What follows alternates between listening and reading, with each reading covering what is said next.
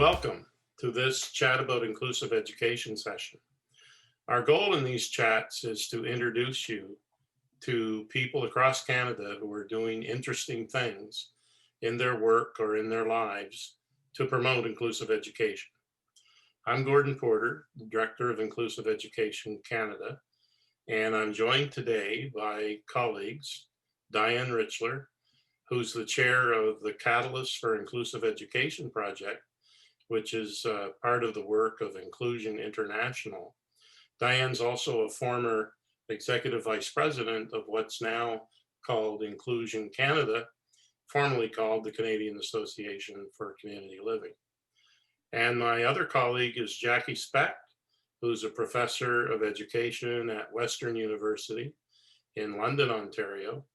And she's the director of the Canadian Research Centre on Inclusive Education and coordinates the work on some research projects with more than 20 researchers and academics across Canada, doing very important work that a lot of people are involved in and follow. And our special guest for this session is Kathryn Underwood. Kathryn is a professor in the Faculty of Community Services and the School of Early Childhood Studies at Ryerson University in Toronto. And she's worked a lot in terms of what we're focused on early childhood programs and inclusion, and a number of other things too. But we'll let her talk to you about those. So Kathryn, welcome. And we look forward to this chat with you. Tell us a little bit about how you happen to have focused on inclusion for children in early childhood education and beyond as a key part of your academic work. Well, that goes back a little ways. So let me think how far back to go. I guess I did my graduate work at the University of Toronto. Some of you will know Anne Jordan and Paula Stanovich, who I worked with there. So I trained in, my PhD is in special education, and I worked with them on looking at inclusion in elementary education.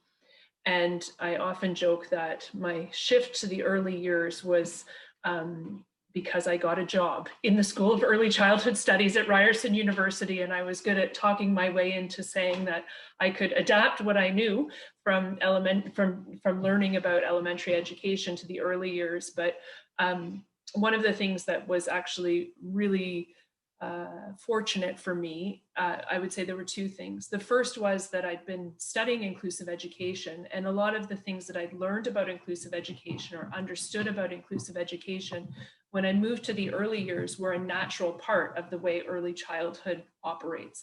So one of those things has to do with families and family participation. Most early childhood programs are designed for families first, and that was very different from how elementary schools operate. There's also natural interest in understanding individual children and their development, which lends itself to inclusion as well. So that was one of the things that was very refreshing for me in the early years. I would say some of those things have changed over the last few years, but we can talk more about that. And then the second thing was that when I was hired at Ryerson, which was 15 years ago now, we were at the front end of a real focus on the early years and investment in the early years here in Ontario and in other provinces, specifically around full-day kindergarten. But we continue to hear promises from the federal government about a national childcare strategy that has yet to come to pass, but that promise has been made a few times since I've been working at Ryerson. So that's how I shifted to the early years, and I have been working almost exclusively in the early years since I began at Ryerson. Can I ask you a question? Because one of the issues that's come up sometimes that's been problematic about a focus on early childhood is the whole concept of ready to learn, and how that's sometimes been applied as a stumbling block for kids who have a disability or who learn differently, that if you haven't reached certain milestones, you're not ready for kindergarten, you're not ready to learn. Has that changed, or how do you see that influencing both the approach to early childhood education, but also what it means for inclusion when kids are ready to enter the public school system? Yeah, so it's a really good question. I would say in terms of the rhetoric, that's changed a lot. In the early years, there's been tremendous pushback against the idea of ready to learn, that the early years are a time to prepare children for the real learning that takes place in education. It's still seen internationally, which is where I'm working. So any advice you can give would appreciate it. Well, what I was going to say is that it's not only, it's changed in the rhetoric to some extent, but I would argue that in practice, it hasn't necessarily changed as much as we would hope. My current research, we're doing a longitudinal study following families in several provinces and territories. And we see all kinds of mechanisms that are put in place that are not even necessarily just ready to learn, but things like, does somebody have to be toilet trained to participate in a program? And of course, there are people who will never toilet independently in their whole lives. So having that as a requirement to participate in an early years program is problematic. In full day kindergarten, which was touted as an exciting universal approach to early childhood education, I know that many of the families who I work with and talk to have found that when their children participate, they've been told, we don't have the supports to care for your child. And so you're better off going back to childcare. And while childcare isn't being funded for 4- and 5-year-olds in the province of Ontario anymore, there are lots of 4- and 5-year-olds who are still going to childcare because people are making exceptions for them because kindergarten programs have said they're not ready to have them. So I guess the answer to that, and internationally, I think I hear your point. There's a lot of, like, the UN, the World Health Organization, the rhetoric is all around identify early and intervene early, because then we can stop children from being pushed into special education programs. And I think that's something that we should be pushing back against for more than one reason. One of them is developmental. Another one is about the worldview, the cultural worldview embedded in that practice, which comes out of a Western medical construct, which is inconsistent with many people's cultural view of how childhood should emerge. So I take your point. As an approach, as a way to think about that, I believe that there's lots of people who are thinking about early childhood curriculum in much more progressive ways than that this is just an opportunity to prepare children for school. So we see things like play-based learning, relational learning, understanding, and the relational aspect of it being about other children, family, community, and culture, but also there's a growing movement around the more than human relations, so relations to the earth and to the natural world. And I think those approaches are much more progressive. You know, it's interesting, Kathryn, you said when you first got to the early childhood environment that it was such a breath of fresh air because parents were so involved, and it was such a parent-oriented place as opposed to the school system, which tends to not be so inviting to parents. So have you seen that shift at all? Like, is it less inviting now for parents? What's that discussion like? So I would say that, in my view, part of the challenge for including families as directly has been the professionalization of early childhood education, which I think is a very positive change. It's really important that we're paying people appropriately. Mm-hmm. But things like and I'm in Ontario, so I give you Ontario examples, but the Ontario College of Teachers has been important in professionalizing the field. At the same time, it has done less to promote family support. I believe that family support programs are one of the most important sites of inclusion that we have in our society. Mm-hmm. For a couple of reasons. One, childcare isn't universal. So when we talk about inclusion in childcare, by definition, it's not inclusive because many people can't access it in the first place.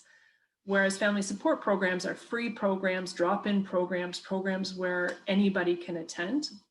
I mean, there are barriers to attending, so I wouldn't say that anybody does attend. I won't go into all the details of that, but it's a different kind of program.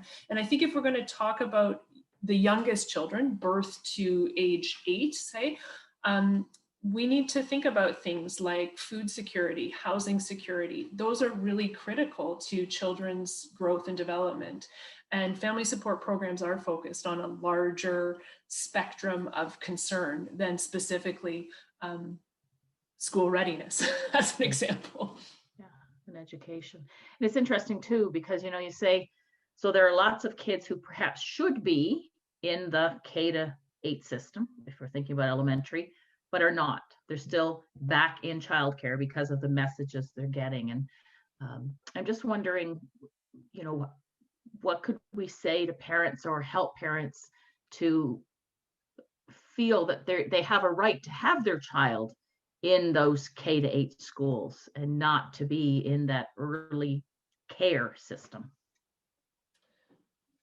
So I would say in my experience, Jackie, that most parents do know they have the right. The question is whether or not they have the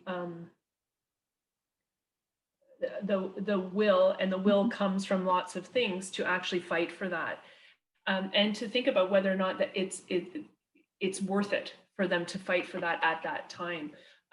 One of the things about the early years that's different from school age is that families do a lot of the work of this system. They're the ones who they have to go and get diagnostic information. They get, when a referral happens, they're the ones who carry that referral forward, which is a little bit different from in school. Certainly there is work for parents in interactions with schools, but the nature of that work is a little bit different. So what we have been able to identify, and by we, I'm talking about a large group of researchers who I work with, we've identified that there's a tremendous amount of work asked of parents in the early years, and that work includes their time, but it also includes relationship building. So each professional who you interact with can take up emotional labor in interacting with that person. And so we've heard from families, them telling us things like, you know, I don't know my neighbors because I spend all my time with paid people, with professionals who are interacting with my child. So because they're doing that amount of labor, I think an important question to ask is, even if a parent knows that their child has a right to be part of the education system, are they going to take up that fight? And I would actually argue that we need to start thinking about ways where parents don't have to be the ones to do that. That there's bigger responsibility, social responsibility to create that. But does that mean having a better transition between care in the early years and into the public school system? And if so, like, where do you think that responsibility should be vested, and what would be the best way to make that happen? So I would say that one of the things is that the school system is underutilizing the knowledge base in the early years system. So there is parents and children get treated like blank slates as they enter the school system, but many of these families have had enormous amounts of engagement with professionals, with clinical folks, with educators before they enter school. And often it is up to the school decision makers whether or not that information gets shared with them. So the power is held in the school system. And I would argue that actually they should be required to read that information, look at that information, have engagement with that information. The parents can be one part of that, but I also think that there should be greater continuity between those two systems. Right now, I think we can see a very hard line between the earlier system and the school system. And that hard line is a distinction between professional systems, but it's also funding bodies. It's also who makes decisions, who does the work. There's this very clear line between the early years and the school system. And I think that's a structural problem, but it's multiple structural problems. So I think that could be addressed, and transitions are challenging in part because of those structural issues. But of course, children don't have a hard line in the sand at age 6 when they transition into school. Right? They don't all magically become different human beings. Kathryn, I'm kind of curious about Ontario in terms of rural communities and the urban centers in terms of access to good quality early childhood education and or childcare and it being inclusive. What's your take on that? So I've done quite a bit of work in rural communities in Ontario, but also other places. I've been doing some work in the Northwest Territories over the last few years, and British Columbia, and also in Manitoba.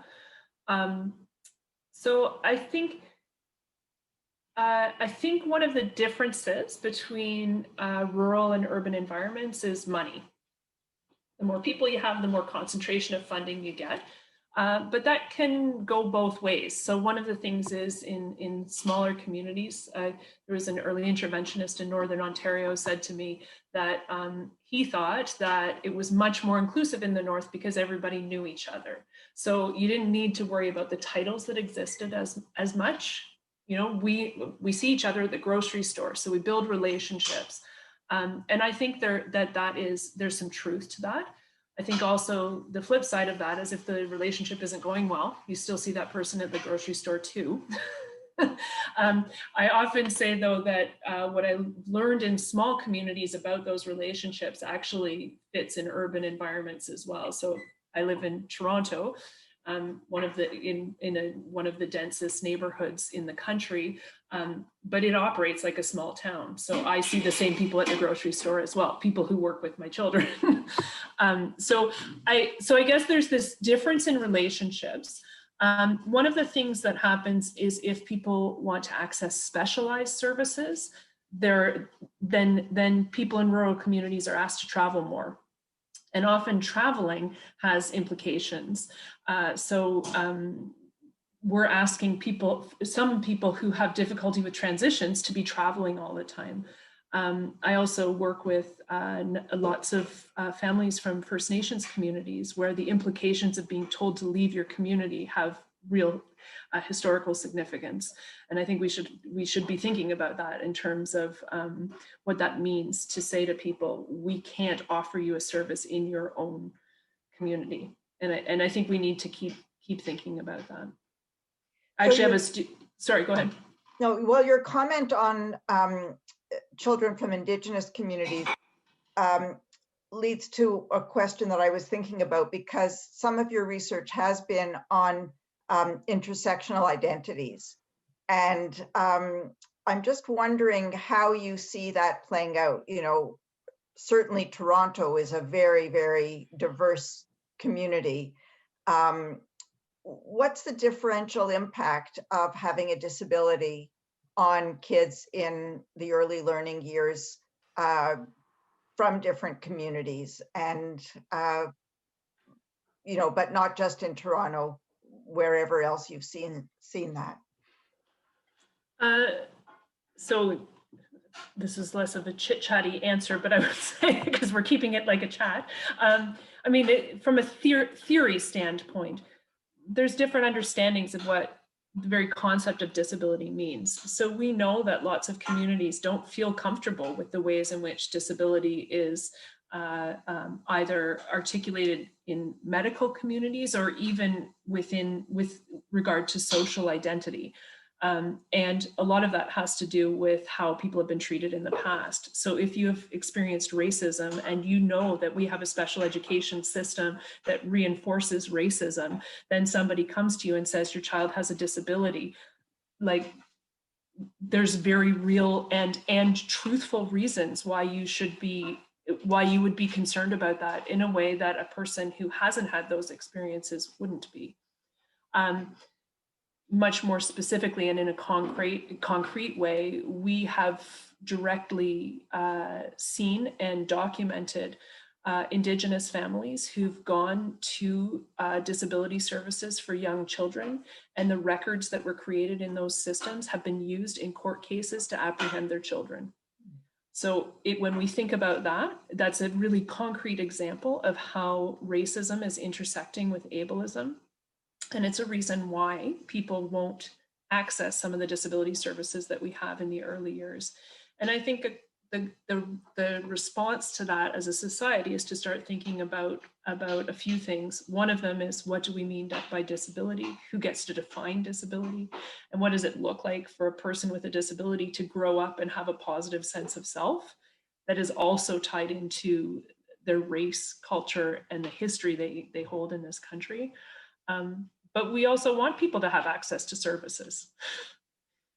So I think there's a tension there between creating services that are inclusive, but also creating services that don't necessarily put people in the position where they're at risk.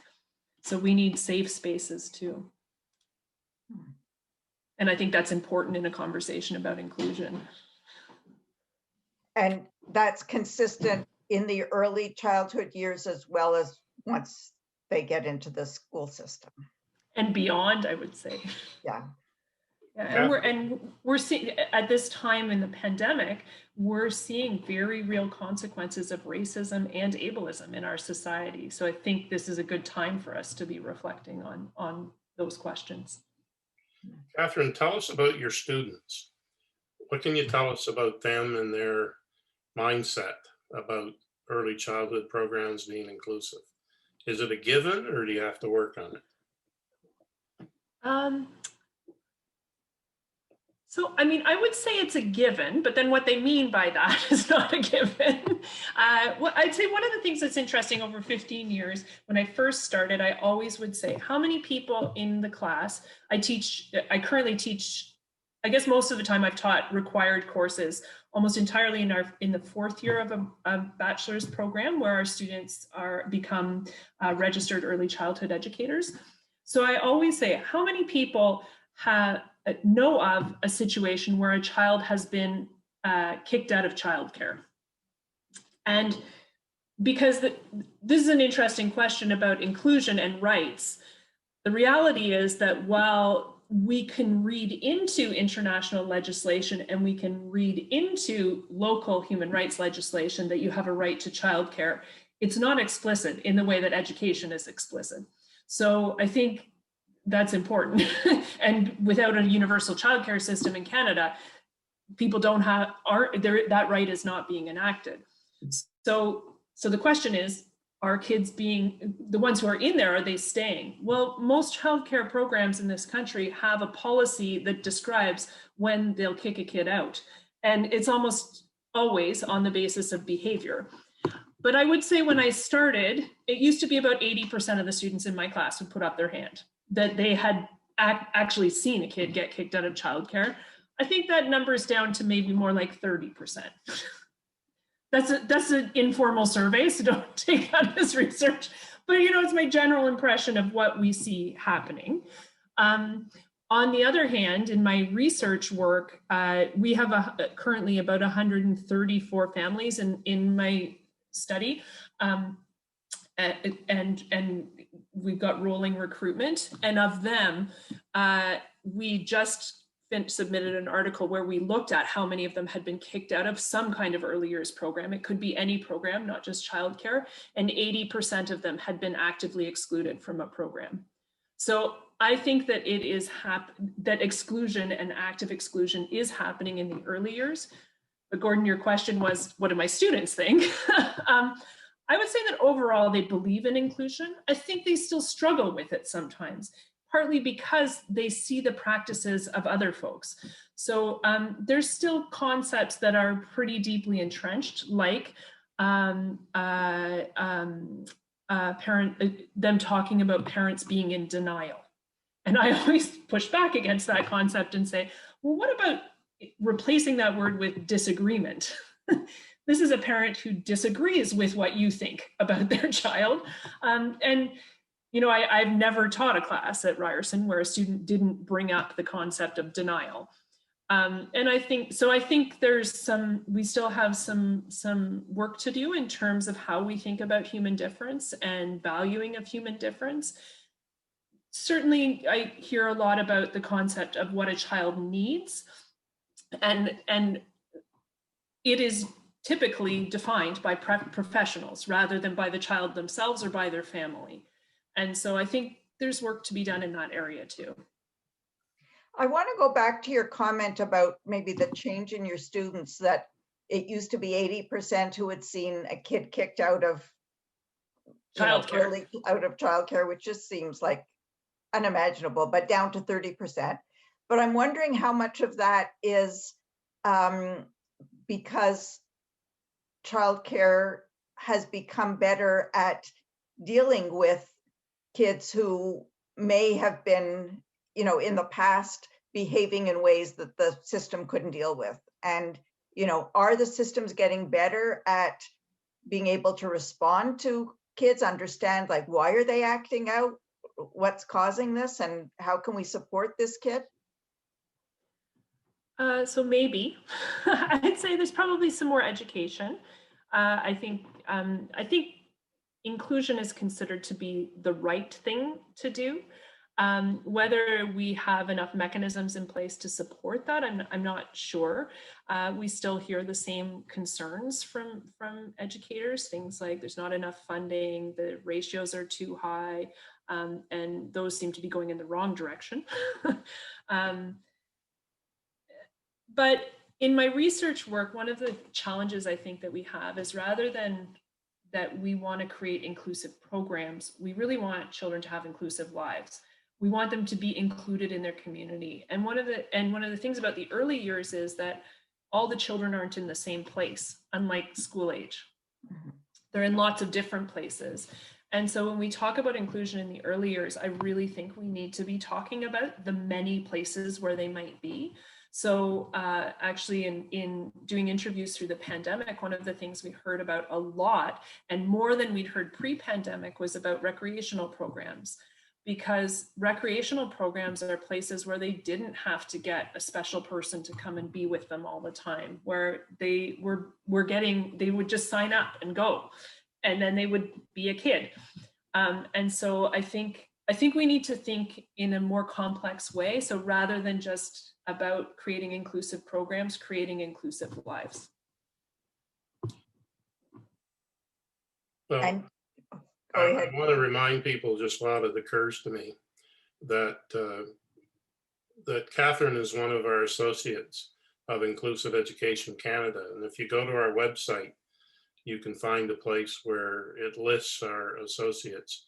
And there's a page for each. And in Kathryn's case, I think we have a lot of different articles and information about her work that you can access. And that's very much appreciated. You've been doing a lot of work in the last 15 years. What's the what's in the future? What do you think you'll be doing 2 years from now? What are you going to be researching or focusing on? Well, my current project, which is called the Inclusive Early Childhood Service System Project, has been underway since 2014, but we actually are funded until 2025. So Gordon, I think I'll still be doing it.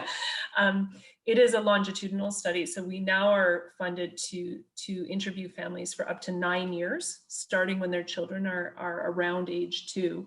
So you can imagine that creates some really rich information, and we're particularly focused on understanding institutional processes rather than studying the children and their families. We're studying how the experiences of children and families can tell us about the procedural environment that arises from this concept of disability. So hopefully we'll still be doing that. I have a few students who are working in that project, doing work around things like understanding the intersection of disability and race, disability and immigration. So their work will be coming out in the next few years, and I look forward to that because I think it's a really important focus.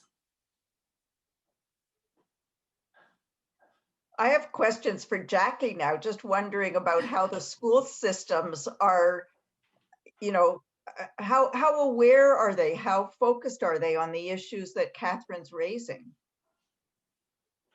In terms of the lack of transition, in terms of kids arriving as if they're a blank slate, even though there's this whole history behind them.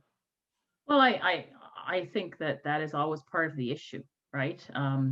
In the sense that there is a lot of life that goes on before kids ever get to the K-12 system, that parents, I mean, I think Kathryn hit the nail on the head. You know, parents are, they're the organizer of their child's lives before they get to school, and they're so involved. And then there really is a lot of this wall that goes up. And I think schools are realizing that, and I think they're attempting to start to recognize the expertise that exists outside of the school building. in terms of other professionals, in terms of parents, in terms of advocates.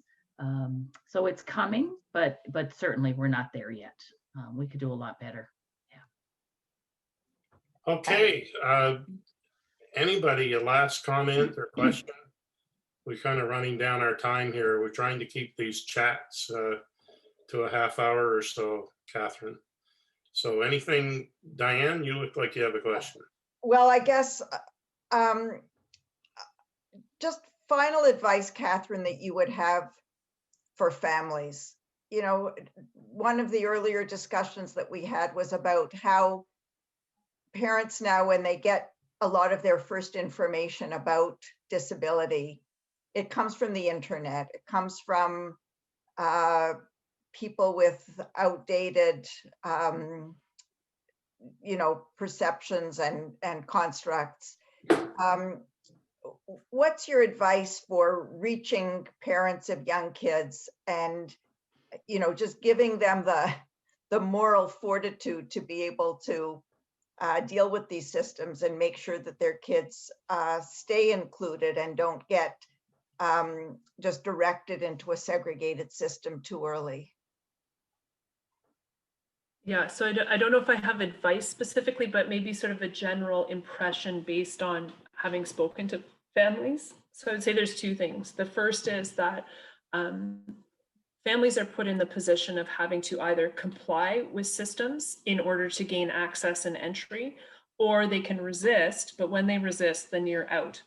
And so we actually wrote a chapter we called Responsible for Normal, which is about the contradictory work of families.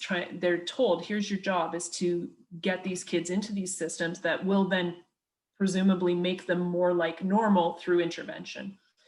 And I think I give that as part of a framing for families, because I think they need to know that's what they're getting into. And lots of families who we've talked to after several years have said, I complied too much or I resisted too much. I think both can happen. So I think pacing themselves in those terms. And then I think the most important thing is to think about how this child is going to come out of this at the end, to keep their identity intact, their sense of self, in terms of who they are as a person. We do want to support children to learn and grow and develop, and we want to do that for all children, but we don't want them to come out at the end of that feeling like their identity is embedded and entrenched in a deficit view of them. So I think that having sort of that long view can be helpful in terms of the choices that they make about that compliance and resistance that goes along the way. Okay, well, Kathryn, taking the long view, I'm sure that we'll be able to access more of your knowledge and experience going forward. Appreciate your involvement in Inclusive Education Canada and in having this chat with us. And I thank you very much. Thanks, Gordon. Thanks, Diane. Thanks, Jackie. Great to see you all. Thank you.